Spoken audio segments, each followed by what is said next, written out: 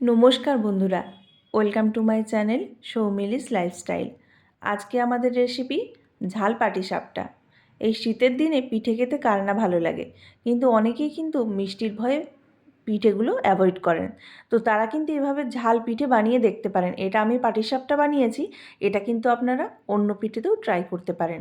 থাকবে নারকেলেরই পুর, কিন্তু হবে ঝাল টেস্ট। তো প্রথমেই আমি একটি কড়াইতে সামান্য পরিমাণ তেল দিয়ে নিয়েছি, এর মধ্যে কাঁচা লঙ্কার কুচি কিছু দিয়ে দিলাম।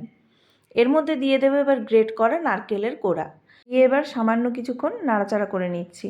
এই পিঠেটা খেতে কিন্তু খুবই সুন্দর হয়। যারা মিষ্টির ভয়ে পিঠে খেতে চান না, তারা কিন্তু একদম নিশ্চিন্তে এই ঝাল পিঠেটা খেতে পারেন। আমি আশা করছি এই পিঠেটা আপনাদের অবশ্যই ভালো লাগবে। এবার কিন্তু এখানে আমাদের 1 প্যাকেট ম্যাজিক মশলা ঢেলে দেবো।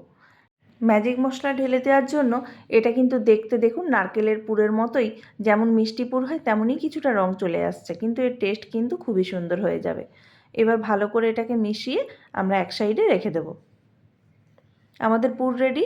এবার আমরা ব্যাটারটা বানিয়ে নিচ্ছি। এবার আমরা একটা গ্রাইন্ডারে, এখানে আমি সুজির পরিমাণ নিলাম 100 গ্রাম মতো। 100 গ্রাম সুজিতে 1 কাপ জল নিলাম, দিয়ে এটা গ্রাইন্ড করে বেটে নিচ্ছি। ফাইন পেস্ট করে নিয়েছি ঠিক এইভাবে।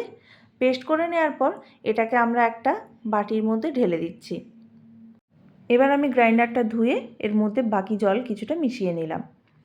এবার এর মধ্যে 2 চামচ ময়দা মিশিয়ে নিলাম, আর দেব সামান্য পরিমাণ নুন, দিয়ে এটাকে ভালো করে মিশিয়ে নিচ্ছি, দিয়ে একটা ব্যাটার তৈরি করে নিচ্ছি।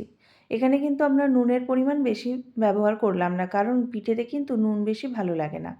এবার এটাকে এইভাবে দেখতে পাচ্ছেন, এইভাবে ব্যাটারটা তৈরি করে নিয়েছি। এবার একটা প্যানে অয়েল ব্রাশ করে নিলাম। এবার এর মধ্যে 2 চামচ ব্যাটার দিলাম। ব্যাস, এবার এটাকে আমরা প্যানের মধ্যে ভালো করে ছড়িয়ে নিচ্ছি।